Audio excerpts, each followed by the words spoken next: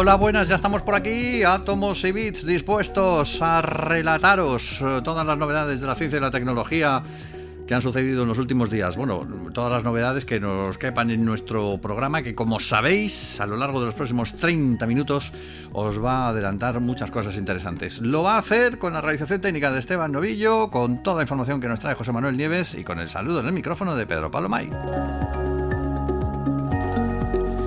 Antes tenemos que contaros una cosa. Hemos hablado en nuestro programa en varias ocasiones acerca de la física cuántica. Esta disciplina acumula ya algo más de 100 años de vida desde que comenzaron las primeras investigaciones. Pero bueno, sigue siendo joven, sigue siendo una investigación de frontera. Y en teoría reservada para los científicos, pero si queréis acercaros personalmente a ella, si queréis vivir de cerca lo que significa, pues ahora tenéis la oportunidad de hacerlo. En Barcelona y en Madrid a la vez, además.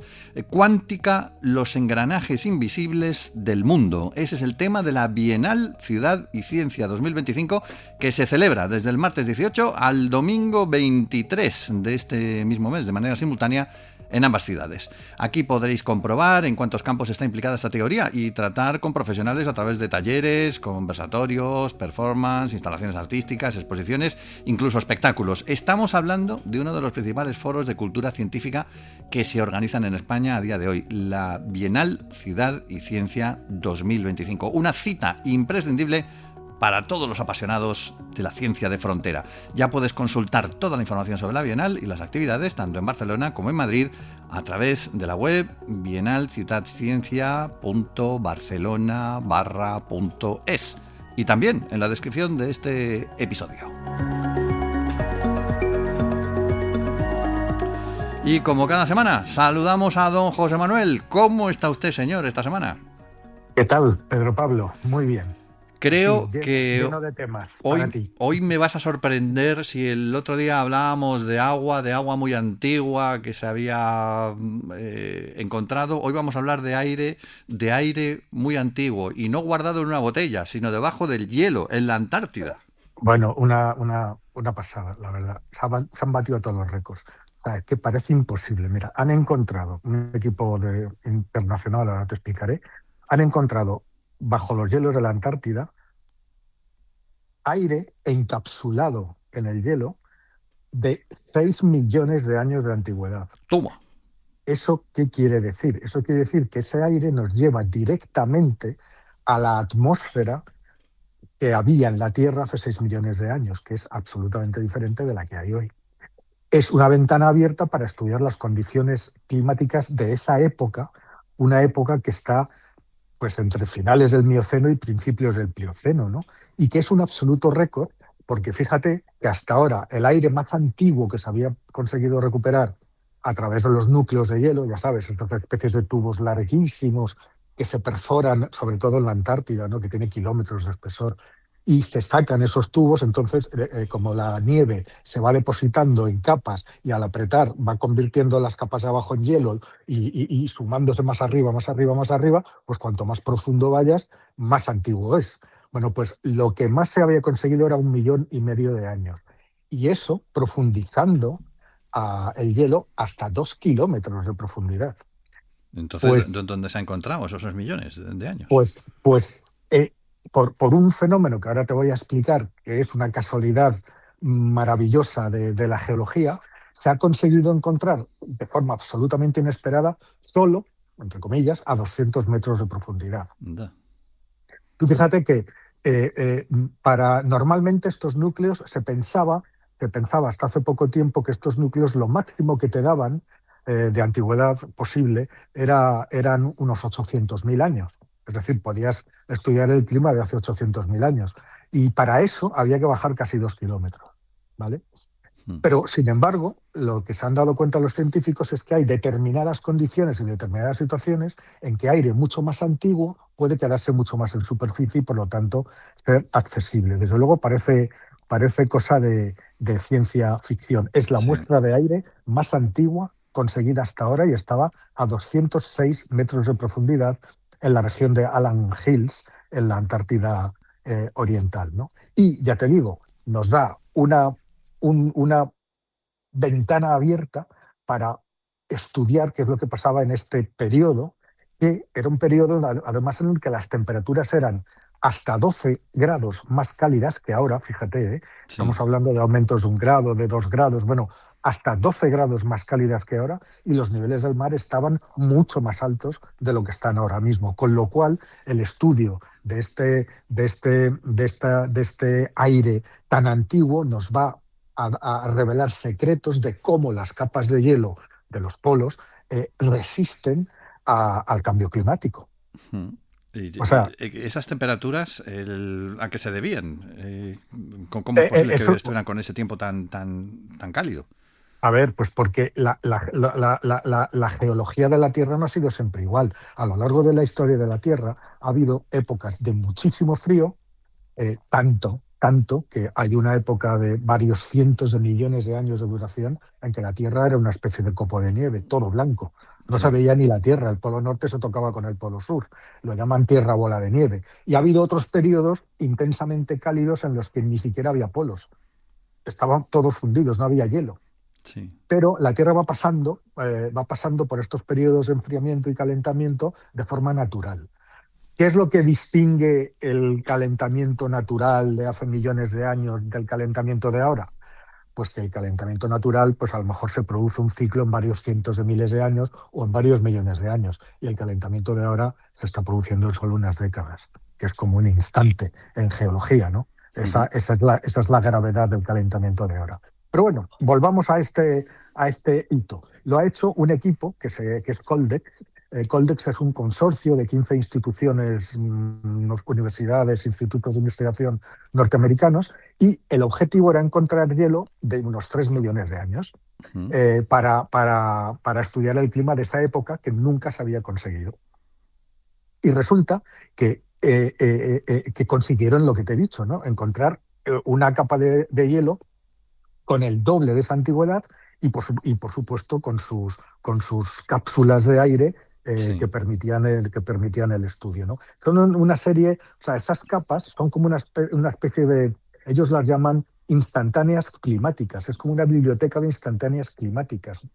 Y los resultados han sido asombrosos, ¿no? La Antártida, hace 6 millones de años, como te he dicho, tenía una temperatura 12 grados más caliente que la actualidad. Sí. Lo que revela la investigación, estudiando de ahí hacia arriba, es decir, hacia el presente, pues que poco a poco después el clima se fue enfriando progresivamente hasta llegar a las temperaturas actuales, que son 12 grados más frías de las que había hace 6 millones de años, y que ese proceso fue suave y gradual, y no un cambio brusco. Y ahora vamos a la gran casualidad, esta que te he dicho antes, porque lo primero que se sorprendieron los científicos es que un hielo tan antiguo, 6 millones de años, estuviera solo a 200 metros de profundidad, ¿no? Cuando te he Claro. dicho que en otros sitios tienen que excavar 10 veces más para obtener menos de la mitad, ¿no? De antigüedad. Bueno, pues el secreto está en una cosa, en una singularidad que es el hielo azul. Qué bonito, ¿verdad? Lo del, El hielo lo azul, del, eso me suena al hielo de las copas. el hielo de las copas no es azul, a no ser que lo pintes. Pero este hielo azul es azul de verdad. Y verás, en esta región de la Antártida se dan una serie de circunstancias combinadas, ¿no? Que es, hay unos vientos prácticamente constantes, muy fuertes, hay una topografía muy accidentada, es decir, con mucho relieve, y un frío intenso, ¿no? Un frío intenso que las tres cosas juntas dan lugar a esta especie de milagro geológico, como lo llaman los investigadores. Fíjate cómo es el proceso. Los vientos, que no paran, barren constantemente la nieve fresca que cae, con lo cual impiden que se acumule. El frío extremo, al mismo tiempo, ralentiza el flujo del glaciar y casi los detiene. Y esa extraña combinación permite que las capas de hielo más antiguas y en teoría más profundas, que normalmente son empujadas hacia abajo por el peso de las nuevas nevadas, pues como esas nuevas nevadas son barridas, pues afloran o permanecen mucho más cerca de la superficie. Sí. Eso es lo que pasa. Y además de eso, ese hielo, con el tiempo, pues está sometido a una compresión tremenda. Es un poco lo mismo que pasa cuando sometemos el carbón a una gran presión, pues se transforma en diamante. Bueno, pues cuando el hielo se somete a una gran presión, se transforma en hielo azul. Mm. En el hielo azul, esta compresión lo que ha hecho es, podemos decir, exprimir las burbujas de aire que contiene y las junta en moléculas más grandes, que siguen siendo diminutas bolsas microscópicas de aire, que se alojan directamente en la estructura cristalina del hielo. Es decir, a simple vista no se ven, pero el gas atmosférico, el gas revelador, el tesoro, está ahí, encapsulado, como si fuera un mensaje en una botella. Y Sí. eso, ese aire encapsulado, es lo que siempre buscan los científicos climáticos cuando perforan y sacan los núcleos de hielo. ¿Por qué? Pues porque ofrece una muestra inalterada de cómo era la atmósfera de la época en que ese aire quedó atrapado, ¿no? Mm. El, Total, dime. Total, no, que al final lo que digo es que se puede obtener una muestra para saber cómo era el aire hace 6 millones de años que supongo que todavía lo están analizando. Digo, por si haya Claro, claro. algún resultado preliminar que se pueda Claro, claro, destacar. no, ya lo hay, o sea, ya lo hay. Los primeros resultados, ya te digo, han determinado cuál era la temperatura, cuál Sí, era la composición atmosférica, la temperatura de la Antártida, te he dicho, 12 sí, grados eso me lo has contado, sí. más caliente que en la actualidad, con los mares mucho más levantados. Es decir, pero claro, la importancia de estos hallazgos no es una simple curiosidad científica, decir, ah, mira, qué curioso. No, no, no. El objetivo final es entender lo sensible que puede llegar a ser el planeta a los gases de efecto invernadero. Sí. ¿Y qué están haciendo los científicos? Pues con todos estos datos, el objetivo es reconstruir el contenido químico total de la atmósfera de hace 6 millones de años, cosa que todavía no han terminado. Mm. Y eso implica medir la concentración de gases como el dióxido de carbono, el metano, etcétera. Se sabe que durante el Mioceno, en esta época de hace más o menos 6 millones de años, la Tierra experimentó un calentamiento muy significativo y el nivel del mar subió mucho.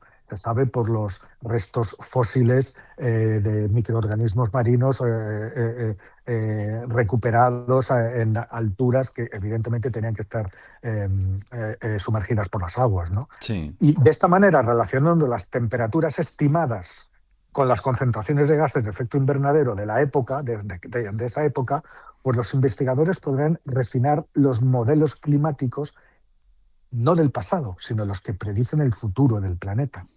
Mm. Es decir, esta cápsula de tiempo de 6 millones de años es como una lección de historia climática y nos ayudará a evitar errores en el futuro, ¿no? A ver si es verdad que somos los humanos muy, muy dados a meter la pata y cuando la sacamos a volverla a meter otra En vez. todo caso, ya te digo, un récord inesperado y todo un tesoro de información que nos va a ser de muchísima utilidad, tanto para saber qué ocurrió en el pasado, como qué ocurrió en el pasado en una época de gran calentamiento, ¿no? Sí. A la cual nos estamos enfrentando ahora otra vez. Ajá. Bueno, pues ese es uno de los temas de la jornada. Otro asunto interesante nos lleva de vuelta a Encélado, que es, bueno, este es uno de los cuerpos del sistema solar que más me mola, sobre todo desde que descubrieron esos géiseres en su superficie y, bueno, pues todas las expectativas que han creado, ¿no? En los últimos tiempos.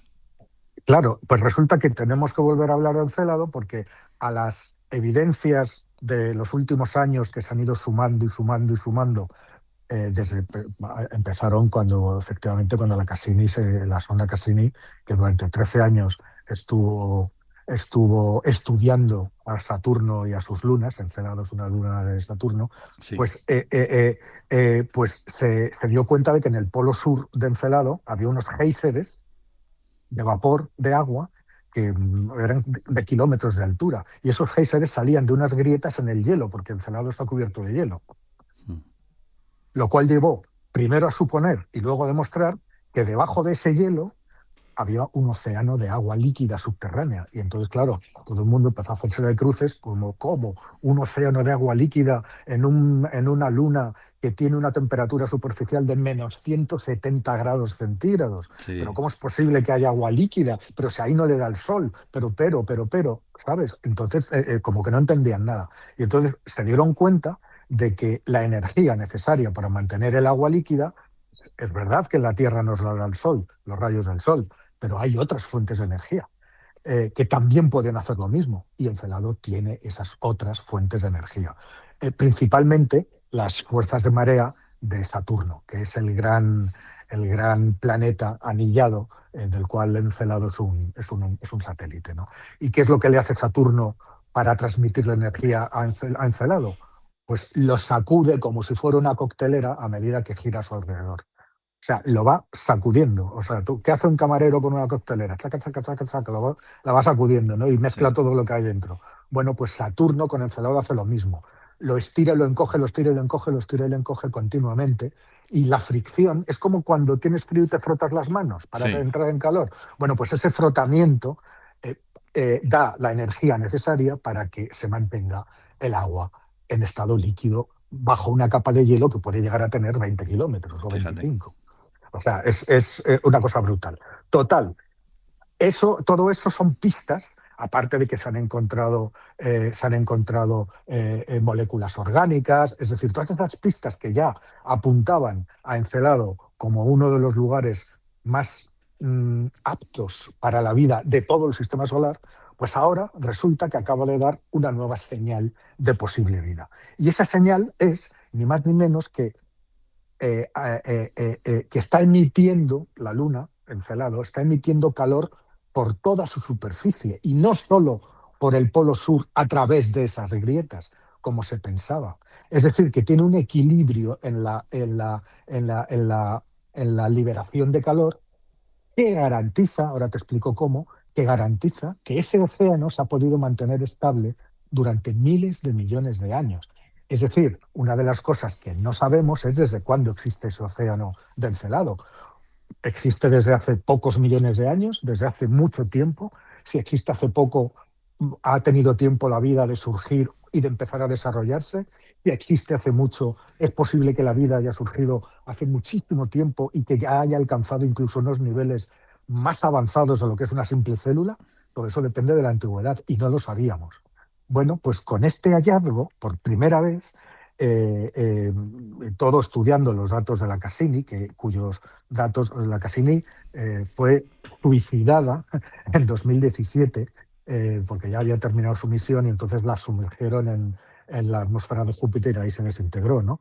Pero los datos se siguen estudiando ahora. Y entonces de lo que se han dado cuenta es de que Encelado es un mundo activo y vivo. ¿Por qué? Hasta ahora los científicos pensaban que la pérdida de calor, como te he dicho, estaba confinada a la región del Polo Sur, donde están los géiseres, ¿no? Pero resulta que utilizando los datos de uno de los instrumentos de la Cassini, que es el espectrómetro infrarrojo compuesto que se llama FIRS, bueno, pues se dieron cuenta, y como la Cassini estuvo durante tanto tiempo estudiando Encelado, pudieron hacer comparaciones. Y compararon observaciones del Polo Norte, donde no hay géiseres ni nada, observaciones del Polo Norte en invierno del 2005 y las compararon con las del verano de 10 años después, en 2015. ¿Y qué hicieron? Los modelos de temperaturas superficiales que se esperaban y cotejándolas con las mediciones reales, se dieron cuenta de que la superficie del Polo Norte estaba unos 7 grados más caliente de lo que se esperaría solo del calor solar. Sí, Y esa diferencia solo se puede explicar por una actividad interna, por calor que se filtra desde abajo, desde el océano inferior. sí. ¿Cuánto midieron? Pues el flujo de calor medido fue de 46 milivatios por metro cuadrado. Esto puede parecer poco, pero es comparable a los 2/3 de la pérdida de calor por unidad de área aquí mismo, en la corteza terrestre. Y si sumas ese calor emitido por toda la superficie de la Luna, incluido el que escapa por las grietas del Polo Sur, pues resulta que la pérdida total de calor es de 54 gigavatios, que es más o menos la misma energía que generan 66 millones de paneles solares medios o 10.500 turbinas eólicas. Pero quédate con esta cifra, 54 gigavatios. Sí, Esa cifra es la que tiene la clave. ¿Por qué? Porque resulta que 54 gigavatios coincide casi a la perfección con la energía que Encelado está recibiendo de Saturno, esa que te he dicho antes de fruto de sacudirlo. ¿Cuánta energía le da? Pues la cifra coincide. Es decir, que el calentamiento de marea de Saturno está generando 54 gigavatios de energía que después son liberados en forma de calor por Encelado. En otras palabras, lo que hay es un equilibrio, un balance perfecto entre la energía recibida y la energía producida. ¿Vale? Qué interesante. Eso, claro, eso es lo que hace que el océano se pueda mantener eh, durante un larguísimo tiempo. Porque, fíjate, si la energía que generas fuera demasiado baja, el océano se congelaría. Y si fuera demasiado alta, la actividad geológica sería excesiva. No tendríamos ni océano ni tendríamos el encelado que conocemos. Ese equilibrio, sin embargo, lo que sugiere es que ese océano de encelado permanece en estado líquido y estable, recibe calor, emite calor, y lo hace más o menos la misma cantidad, y eso puede durar a escalas de tiempo geológicas, de miles de millones de años. Y eso supone que tenemos una ventana evolutiva que es lo suficientemente amplia para que la vida, si es que surgió en algún momento, pues haya tenido tiempo de desarrollarse, ¿no? Pues esta nueva pista, sumada a todas las anteriores que hemos dicho, que hemos señalado antes, pues resulta que le añaden un grado más de habitabilidad a Encelado. ¿Y qué van a hacer a partir de ahora los científicos? Pues lo siguiente, pues lo que te he dicho, intentar determinar, ahora que saben que Encelado pudo tener su océano desde hace miles de millones de años, pues será determinar la edad exacta del océano. Saber exactamente desde cuándo existe este océano, ¿no? Y claro, esto todavía es algo incierto, ¿no? Pero, pero esto, sin embargo, es algo que no se puede hacer con modelos teóricos como se ha hecho hasta ahora, ¿no? Ni exprimiendo los datos de misiones pasadas. Hay que enviar otra misión, Hay que enviar otra, sí. hay que ir allí a investigar, ¿no? Y claro, estamos hablando de una tecnología que en parte todavía no tenemos. Ten en cuenta que la capa de hielo de Encelado está entre 25 y 28 kilómetros. Habría que perforar eso y después mandar un sumergible a sumergirse en el agua de abajo para ver qué es lo que hay, ¿no? Para medirlo tal. Y la tecnología que tenemos, pues aquí en la Tierra, el agujero más grande que hemos hecho tiene la mitad de ese grosor, 12 kilómetros y medio, en la península de Kola, en Siberia. No sabemos muy bien cómo hacer un agujero de 25 kilómetros en una luna lejana de Saturno, ¿no? Es posible que se tienda a aprovechar de alguna manera las grietas que ya existen en el Polo Sur y que ya, por donde salen los chorros de vapor, puesto que ya son un canal de comunicación entre el océano que hay debajo y la atmósfera de Encelado, pues aprovechar de alguna manera para que sea más fácil hacer una perforación o para introducir algún otro tipo de dispositivo que pueda llegar hasta el agua y medir lo que se necesita para conocer su antigüedad, ¿no? O incluso para observar formas de vida, porque ya te digo, si es verdad que el océano de Encelado lleva miles de millones de años existiendo de una forma estable, con esta estabilidad que te he explicado de emitir y recibir la misma cantidad de calor. Si lleva tanto tiempo, si la vida ha conseguido en algún momento establecerse allí, pues date cuenta de que aquí en la Tierra, desde que surgió la primera vida hace 3.700 millones de años, hasta que hubo animales, es decir, cosas que no eran simples células, sino conjuntos de células, hubo que esperar más de 3.000 años, 3.000 millones de años.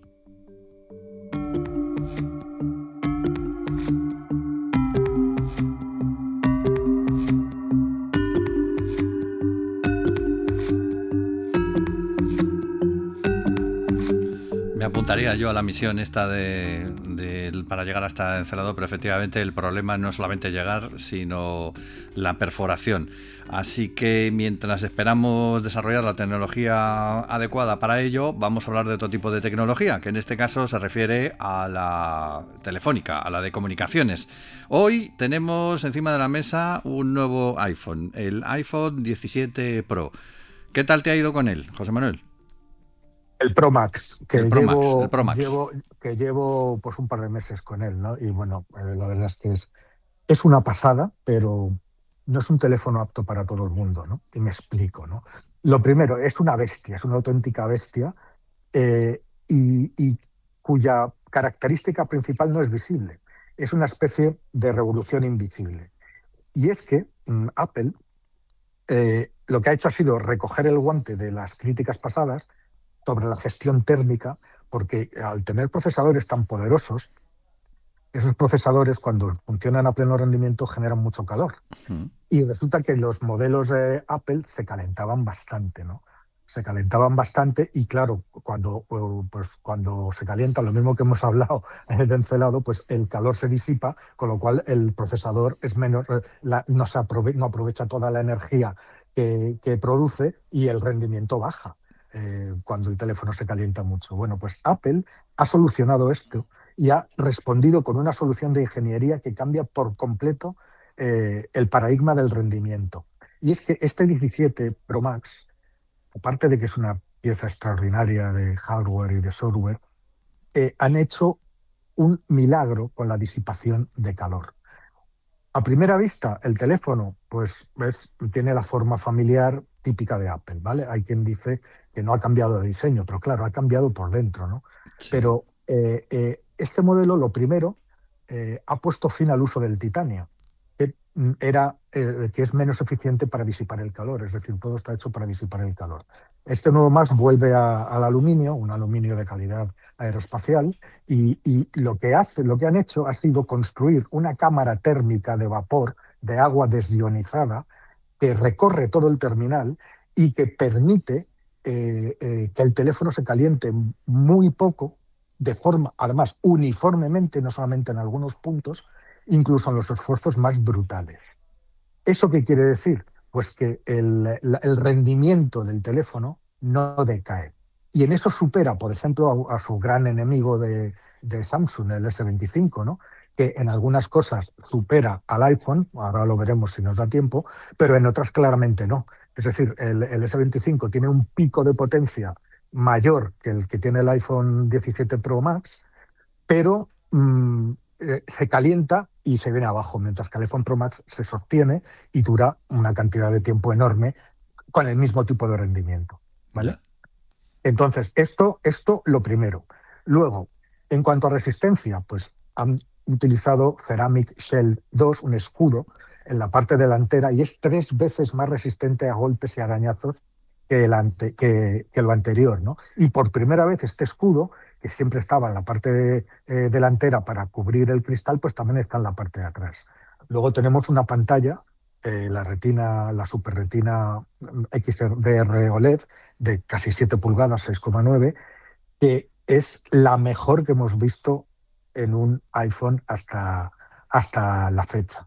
Por supuesto, tenemos la bestia de procesador, que es el A19 Pro, que es el chip más potente creado e instalado hasta ahora en un teléfono móvil. Y es impresionante, absolutamente impresionante. Ya puedes hacer lo que sea. Es decir, gracias a esta cámara de vapor que te he dicho antes, tienes un 40% más de rendimiento rendimiento constante respecto a la generación anterior, que era el A18 que llevaba el 16, el iPhone 16, ¿no?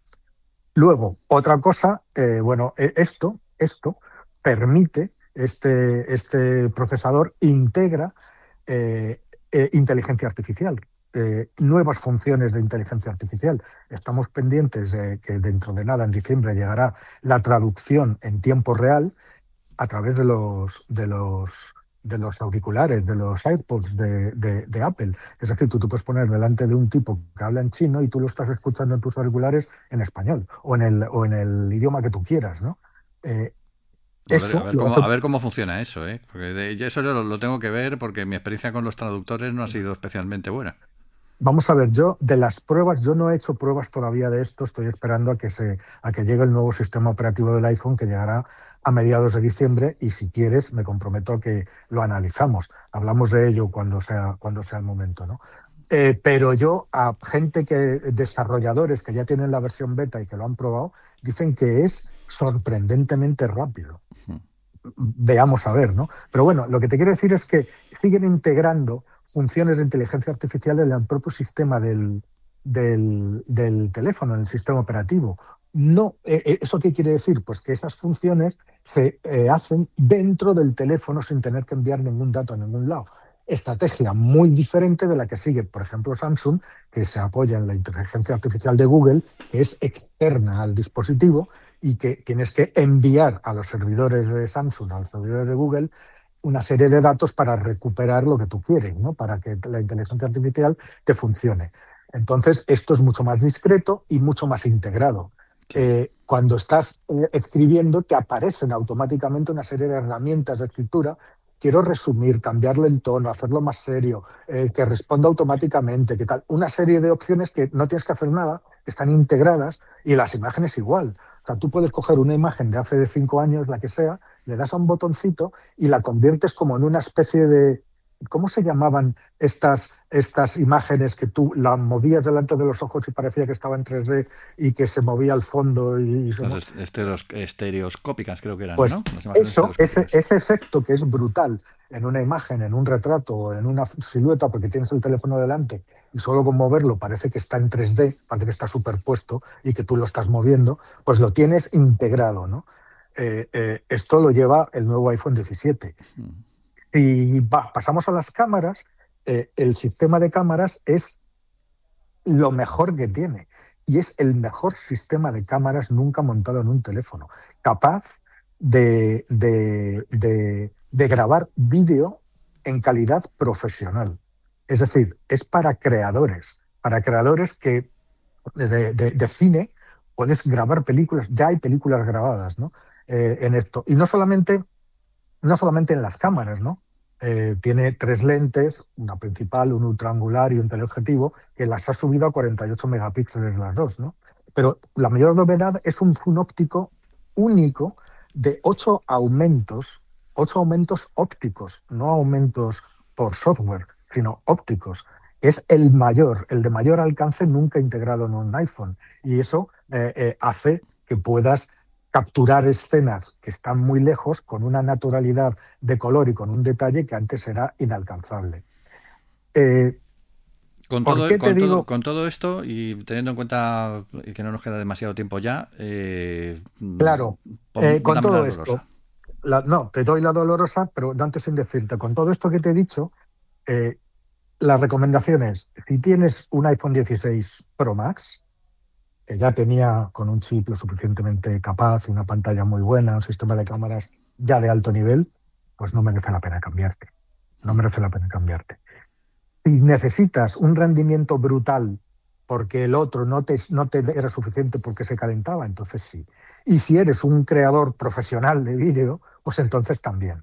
Pero claro, la dolorosa de este gigante disfrazado de móvil es que el precio de entrada, el más barato, es de 1.469 euros. Ay, me ha dolido. Y ese es el más barato. Si te vas a los máxima, porque tienes versiones de 512 gigabytes, de 1 terabyte de memoria y de 2 terabytes de memoria. 2 terabytes, madre mía. 2 terabytes dentro del teléfono, con lo cual nunca más tienes que volver a tirar una foto. O sea, 2 terabytes, claro, si estás grabando a 4K vídeos, pues sí, sabes lo que es espacio, sí, necesitas mucho claro, espacio. Pues 2 terabytes, bueno, pues ese cuesta unos 2.000 euros. Bueno, pues así nada. Que aquí lo tenemos. Nos quedamos entonces con el iPhone 17 Pro Max. Nos quedamos con el Nokia de hace 20 años. No quería decirlo así, pero bueno. Que le duraba la batería un mes. Seguiremos ahorrando. Gracias, José Manuel. José Manuel Nieves, que nos cuenta todas las semanas en Átomos y Bits todo lo último de la ciencia y la tecnología. Nos vemos nos oímos en 7 días más. Esteban Novillo se ha encargado de la realización técnica. En nombre del equipo de redacción nos saluda Pedro Pablo May. Volvemos, como ya os he comentado, en una semana. Y dentro de esos días seguimos dándole vueltas a la ciencia y a la tecnología en este programa, que es el tuyo, por cierto.